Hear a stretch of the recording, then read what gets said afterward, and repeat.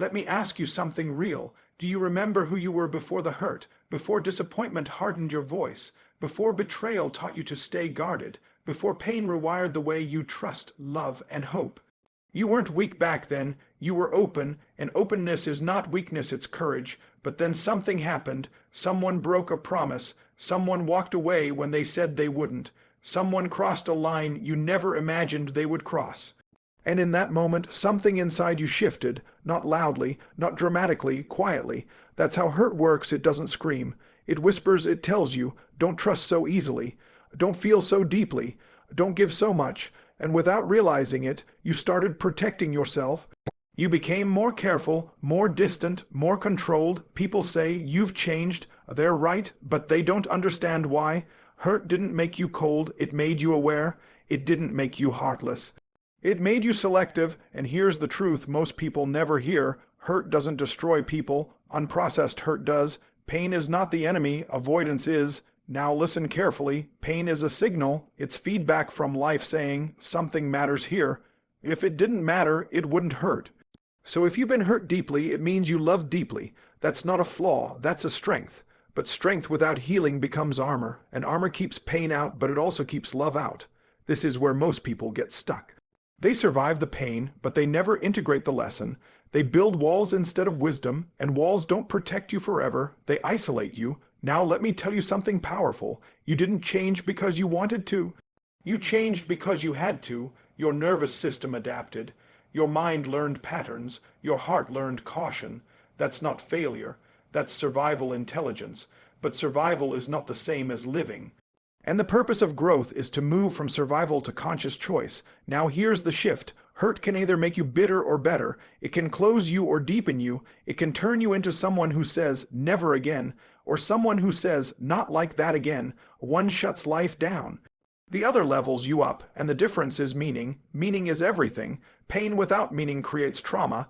Pain with meaning creates transformation. So the question is not, why did this happen to me? The real question is, what did this awaken in me? Because hurt reveals truth. It shows you your boundaries, your values, your blind spots. It shows you where you gave too much, where you ignored red flags, where you abandoned yourself. That's not shame, that's information, and information gives you power.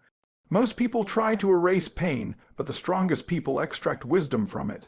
They don't pretend it didn't happen. They don't live inside it either. They integrate it. Now understand this. Healing is not forgetting.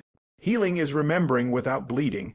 It's being able to look at the past without letting it control the present. And that's a skill you can build. But first, you must stop judging yourself for changing. You're not broken, you're becoming, and becoming is messy. You became quieter, more observant, less reactive. That's not weakness, that's evolution. But here's the danger. If you never reopen emotionally, you don't just block pain. You block joy, you block intimacy, you block connection. You block the very things that make life rich. So the goal is not to go back to who you were. That version of you was unprotected. The goal is to move forward as someone wiser, stronger, and still open. Open with boundaries. Open with awareness, open with choice. That's power. And this is where transformation begins. Hurt doesn't just change how you feel. It changes how you see. It rewires your expectations. It reshapes your standards. It redefines what you allow and what you no longer tolerate. Before the hurt, you trusted easily. After the hurt, you question everything. Before the hurt, you gave freely. After the hurt, you measure the cost. Before the hurt, you believed words. After the hurt, you watch behavior. That's not cynicism. That's intelligence born from experience. Pain sharpens perception. But here's where many people get stuck. They confuse discernment with defensiveness. Discernment says, I see clearly, and I choose wisely. Defensiveness says, I shut down so I don't feel again. One is strength. The other is fear disguised as protection, and fear always shrinks your life. Now listen carefully. Your brain's primary job is not happiness, it's survival. When you get hurt, your nervous system learns one thing: avoid this at all costs, so it creates patterns. You pull back, you stay guarded, you stay in control. Control feels safe, but it's an illusion, because the more you try to control pain, the less fully you live. Growth requires vulnerability. Not recklessness, vulnerability with awareness. And awareness comes from meaning. Now let's talk about identity. Every significant emotional wound creates a story. I can't trust. People always leave. I'm too much. I'm not enough. These are not truths. They are interpretations made in moments of pain, and if you don't question them, they become identities. Identity drives behavior. If you see yourself as guarded, you will attract distance. If you see yourself as unlovable, you will tolerate less. This is why healing is not about time. It's about updating meaning. You don't need to erase the memory. You need to change what it means. The pain didn't happen because you were weak. It happened because you were open. The pain didn't happen because you were naive. It happened because you were hopeful. And hope is not foolish. It's human. Now here's the truth that sets people free. The event is over, but the meaning may still be running your life. And as long as the meaning stays the same, the pain stays alive. When you change the meaning, you change the emotional response. This is emotional mastery. Now let's talk about standards. Hurt often raises your standards, and that's good. You stop tolerating disrespect. You stop overgiving. You stop explaining yourself to people who don't listen. That's growth. But hurt can also lower your standards if you're not careful. You accept less love to avoid disappointment. You settle for shallow connections to avoid depth. You choose safety over fulfillment. That's fear, and fear always asks for short-term comfort at the cost of long-term happiness. Now hear this clearly.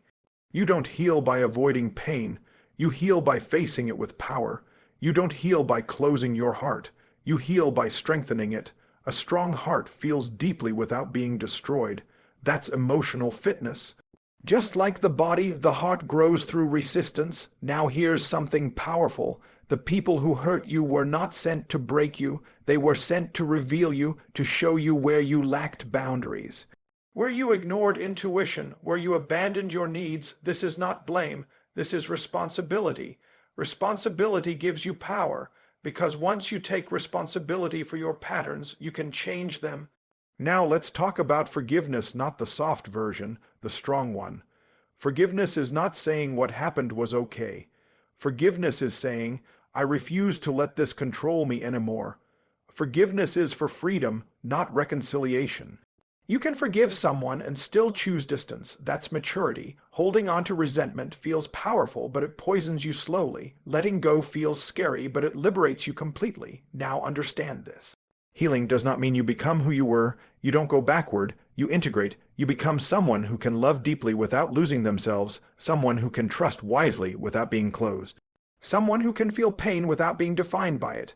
That's the evolution, and this evolution is available to you, but only if you choose growth over protection, because protection without growth becomes a prison. And you were not meant to live small.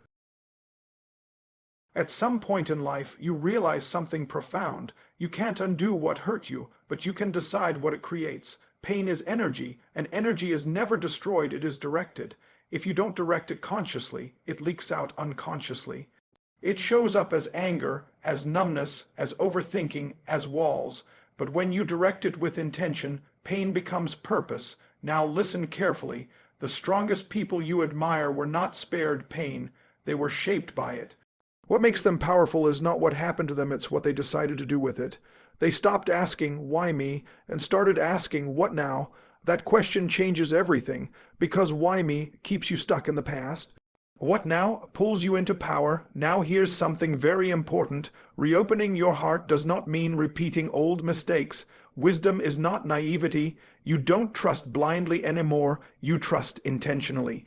You observe, you listen, you feel, and you choose. That's not fear. That's discernment. And discernment is a form of self-respect. Now let's talk about courage. Courage is not the absence of pain. It's the willingness to feel again. To love again, to hope again, even when you know it might hurt. That's not weakness. That's strength at its highest level, because a closed heart avoids pain, but it also avoids life. An open heart experiences both. And life is meant to be experienced, not avoided. Now here's the shift that changes identity. You stop seeing yourself as someone who was hurt, and you start seeing yourself as someone who survived, learned, and evolved. Language matters. Identity follows language. If you keep saying, I'm broken, you'll live broken. If you say, I was hurt, but I grew, you'll live empowered. Your past does not define you. your interpretation of it does. Now let me slow this down. Healing is not a one-time event. It's a practice. Some days you'll feel strong. Some days the old pain will surface. That doesn't mean you're failing. It means you're human. Progress is not linear, growth is not clean, but every time you respond with awareness instead of reaction, you are healing. Every time you choose truth over avoidance, you are healing. Every time you honor your boundaries without guilt, you are healing. Now understand this, you don't need closure from the people who hurt you. Closure is an internal decision. Closure is saying, I no longer need you to be different for me to move forward. That's freedom. And freedom is the ultimate goal, not revenge, not validation. Freedom, now let's talk about purpose. Your pain gives you empathy, depth, emotional intelligence. You understand people now in a way you didn't before. That's not accidental. That's preparation. Some of the most powerful leaders, lovers, creators, and healers are people who have felt deeply. They use their pain to connect, to guide, to inspire. What hurt you can become the very thing that helps someone else survive. That's purpose. Now here's the final truth. Hurt changed you, yes, but it didn't ruin you. It refined you. It stripped illusions. It sharpened awareness. It strengthened boundaries. And if you let it, it will also open your heart in a deeper, more conscious way than ever before. You are not meant to live guarded forever. You are meant to live grounded and open, strong and soft, wise and warm. That balance is emotional mastery. So from this moment on, you stop hiding from your pain. You honor it, you learn from it, you use it, and you choose to live fully not despite what happened to you, but because of what it taught you. You are not the same, and that's not a loss. That's evolution. That's growth, that's power.